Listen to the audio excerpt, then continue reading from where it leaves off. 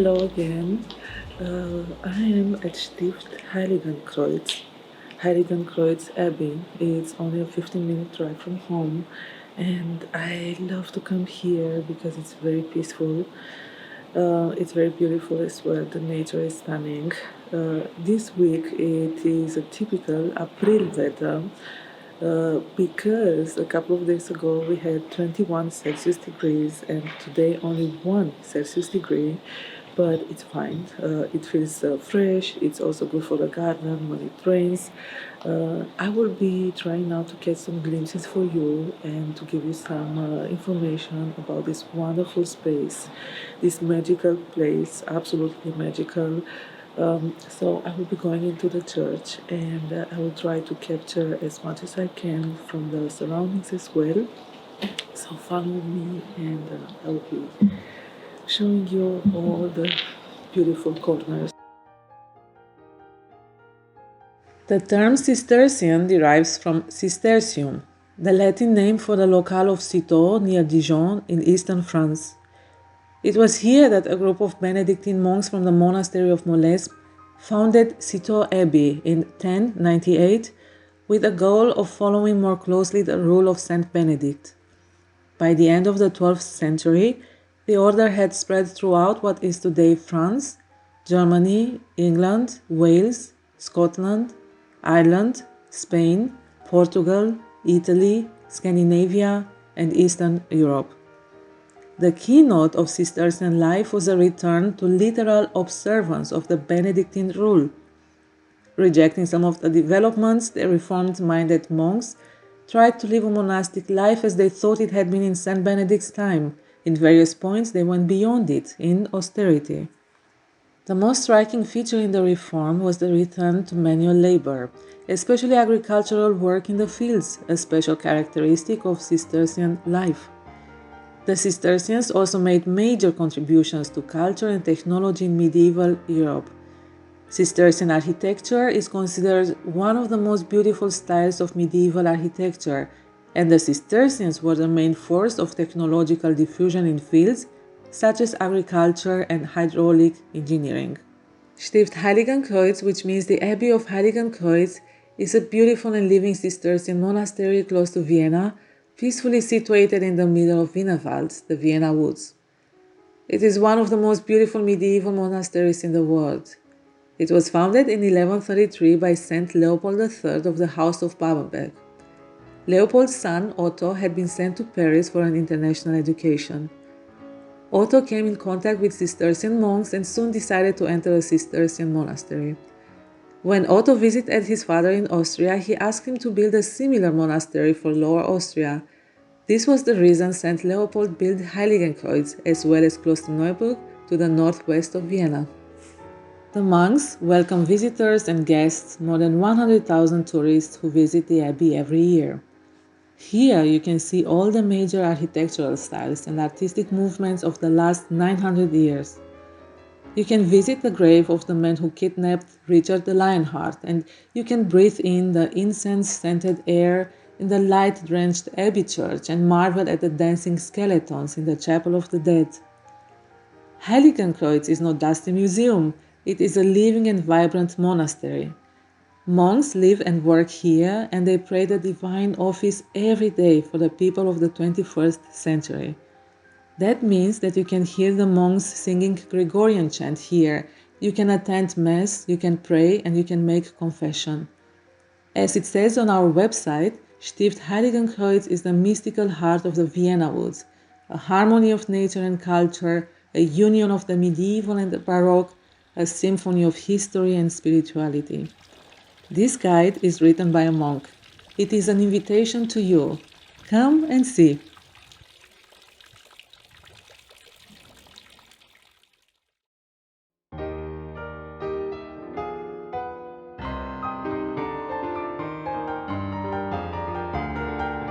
I decided to take a break, a coffee break. You can see it from my nose how cold it is outside, so I just had a coffee and I'm sitting in a very cozy spot. small cozy spot in the Kloster Gasthof, and I've asked the waiter if he can recommend me something vegetarian to eat, something small, and he recommended something that I've never heard before. It's called the Südtiroler Schlutzkrapfen, so I'm curious to see what it is. It is with spinach and cheese, sweet cheese filling. So yeah, I'm excited to see what comes. It feels good here. Yeah, I'm happy that I came. And I will be telling you next about the next stop. It's not far from here, it's only, I think, a 5-minute drive. But I will drink a little bit of coffee to get some energy, and then I will tell you about the next destination.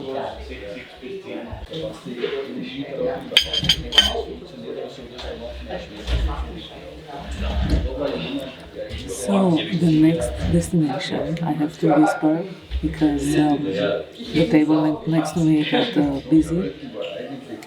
The next destination is the Mayerling hunting lodge of Crown Prince of Austria, Rudolph. Sure, I talk about the past times because Rudolph was born in 1858 and died in 1890, exactly here at this location. And I will be actually reading now a little bit of some information for you to be more accurate, more precise. Rudolf Franz Karl Joseph was born on the 21st of August 1858 and died on the 30th of January 1889, so 89. He was 30 years old. He was the only son and third child of Emperor Franz Joseph I and Elizabeth in Bavaria. He was heir apparent to the imperial throne of Austria, of the Austro-Hungarian Empire, from birth. In 1889, he died in a suicide pact with his mistress, Mary, at the Mayerling hunting lodge, so the location that we'll be visiting next. The ensuing scandal made international headlines. Rudolph's death went down in Austrian history as a Mayerling tragedy. The fact that the crown prince did not commit the act alone, but together with the Baroness Vetsera, so Mary, has stimulated the minds and fantasies of many since then. Is a tragedy an expression of an unhappy love between the married heir to the throne and his mistress, who is at his mercy, or the drama of two young people as a result of love that shouldn't be? Others see Rudolph as a liberal intellectual who does not share his father's political views and who openly opposes them. Rudolph is a young rebel who wants a united Europe and limits the privileges of the nobility because the last encounter with his father ended in a fight, although it is still not known what the dispute was about. Was Rudolph a dangerous troublemaker for the Viennese court who wanted to turn everything upside down since he was in power? Or is suicide just the final act of severe depression that has always plagued the young crown prince? Rudolph's pessimistic view of the world is known for many diary entries. In addition, there is a desolate state of health in the last month of his life, both physically and mentally. The perspectives are varied and not always clear in accordance with the complexity of the characters and circumstances in the context of which events must always be seen. So, a bit of information about the next, let's say, the next historic place. Now I'm so much looking forward to get my snack. It's midday, it's 12 o'clock. I don't know if you can see it, but it's 12:02. Today I will be going to Modevin store because there is an event there and the management asked me to take some photos and I will do it. Then I will go to the shop to install a mini laptop that I bought, and I'm so happy because I don't want to always use my laptop for the music. Sometimes it stops because I have to work as well, to edit, to work, to write emails, and I order something small just for the shop, and I will be going afterwards to install it. Long day, but coffee is always good. And I'm happy that you are with me here, that I took you here with me. As I mentioned before, I love to come to the monastery, to the abbey, especially that it's so quiet and I can find peaceful moments, and I always feel recharged. I've never been here in this guest house. It looks nice. People are friendly. The staff is friendly. So yeah, I will be showing you what I get to eat, and then I will be showing you Mayerling. Until soon. I just got my food. The plate looks huge. I'm going to show it to you. I asked for a snack for a vegetarian Kleinigkeit, and this is what I got. So I will be showing you now.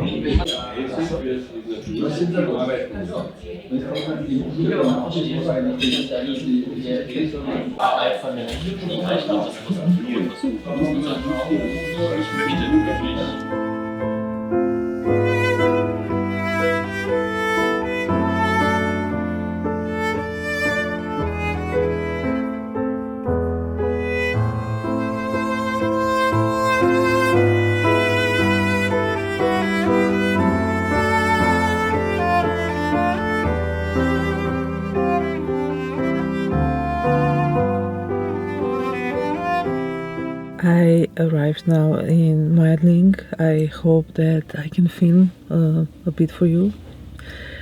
I'm happy that I could film at the Abbey.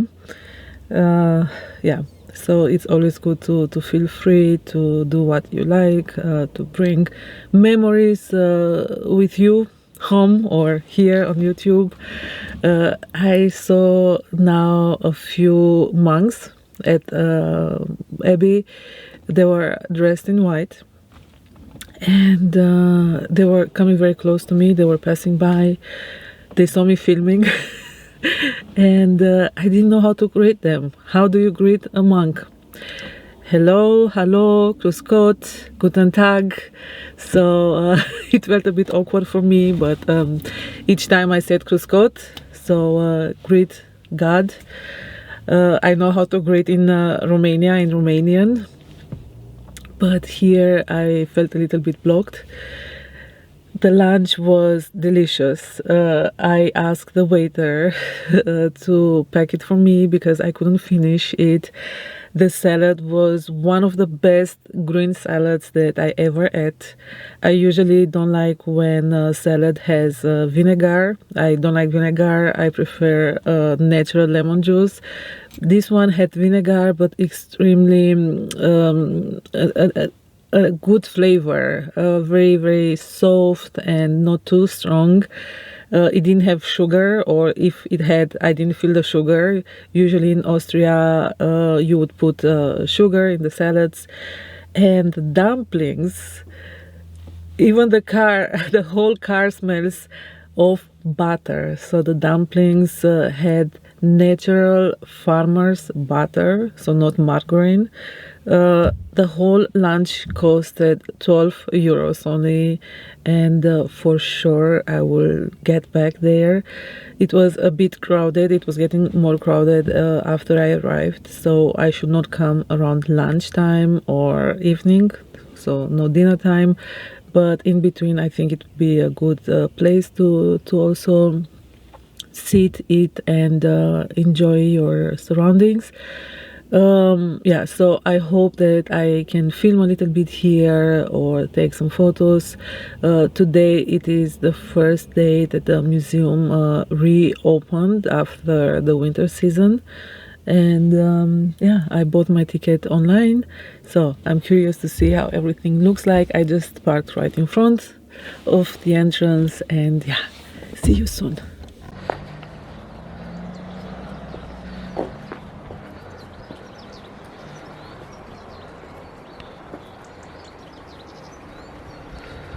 The lady at the entrance was very friendly, and she told me that here is the tea pavilion, and there is a church as well, and the lodge itself. I will see now where I should go first, but yeah, it feels good. Only 1 degree Celsius now in April, but it's okay. In the car it's warm, I'm sure also inside, and I look forward showing you more of here.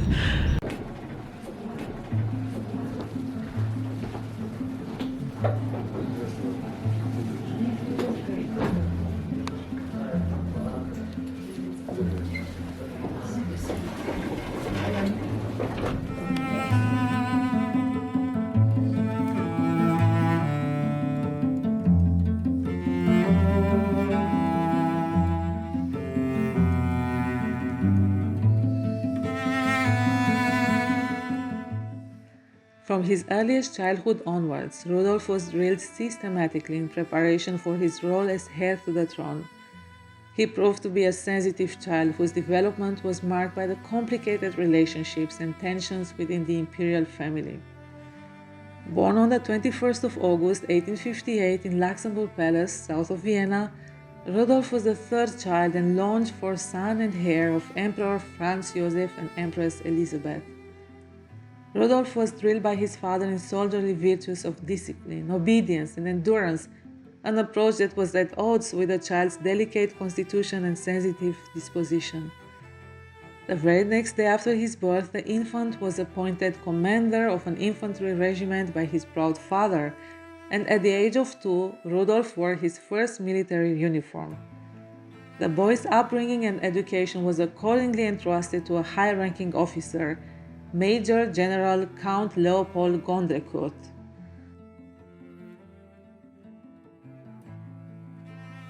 His educational methods bordered on the sadistic. In order to toughen up the highly strung little boy, who in his father's eye was overly sensitive, Rudolph was subjected to hours of rigorous military drilling in all weathers, or woken up by pistol shots in the middle of the night, driving the child to the verge of mental and physical breakdown. The prince's isolation in his early childhood was made worse by the difficulties he had in establishing a relationship with his mother, since Elizabeth was mostly absent from court during the first few years of his life. She herself experienced extreme difficulty in asserting her personal needs against the rules of the Viennese court.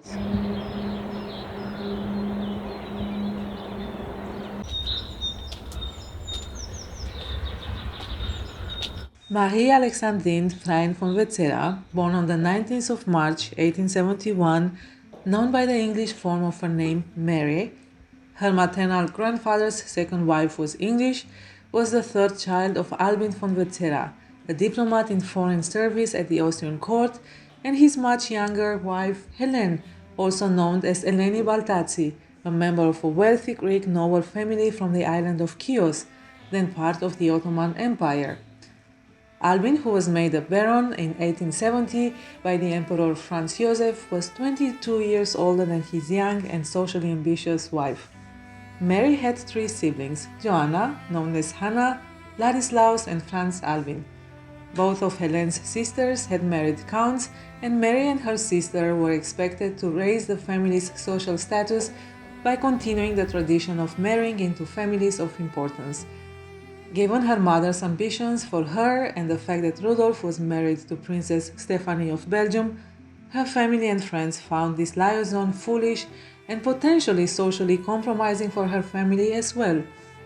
When Helene discovered that Mary had sent Rudolph a personally engraved cigarette case, she said, "She is compromising herself when she is scarcely 17 years old, and so is ruining not only her life but also that of her brothers and sisters."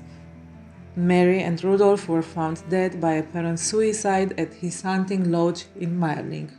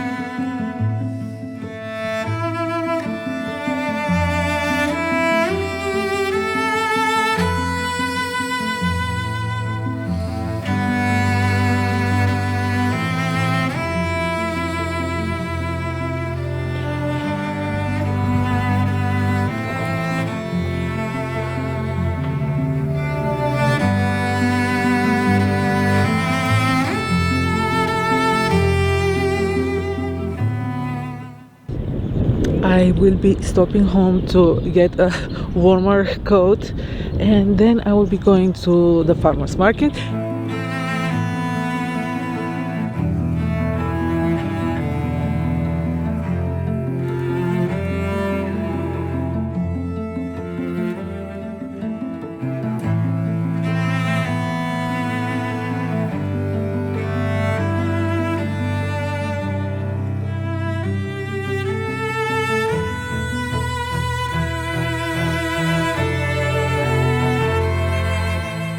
I went home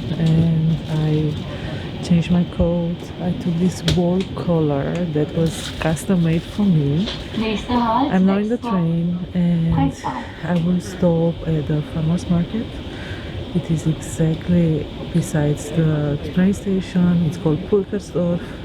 It's very close to Vienna.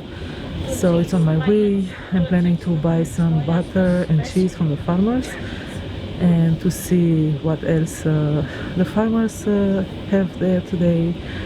It's good that it's not raining. It's still very cold, but it's not raining, and it's good. It's good to have a look there as well. And then I will be going to work. I guess I will be arriving around 3:30, 4 o'clock at Modevin store. Happy that I can film a little bit today for you, and also so much enjoy the surroundings of my home. So yeah, see you at the market.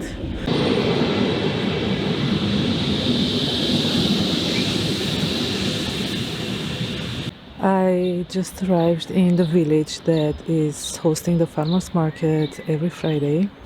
The market is right next to the station, to the train station. I hope that I can find what I'm looking for. I'm feeling much better because I have this winter coat. I'm also having my little laptop for the shop and the equipment for the photo shoot that I will be taking next at Modevin store. Yeah, it feels good. It's going to be a long day because I'll have to go to work, but it's fine. And yeah, let's go to buy some food.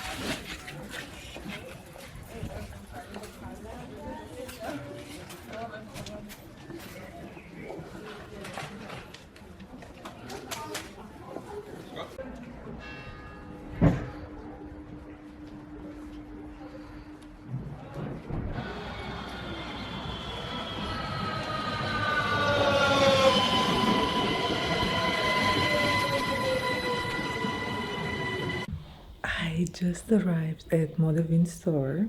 I will be soon starting to take the photos. There is an event happening today. It's called Open Ateliers. So some ateliers in Vienna, shops are opening their doors to the public to show the latest works, to also show the working process. And Modevin management asked me to come today here to take a set of photos. I decided not to take part in this event with my atelier or my shop because it is a lot of work and I'm very busy these days.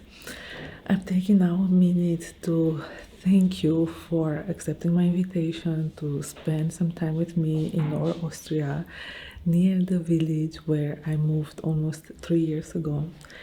There is so much to see and discover. I so much enjoy spending my free time there because regardless the weather conditions, it's so beautiful to be in the middle of the nature. It's so calming and soothing.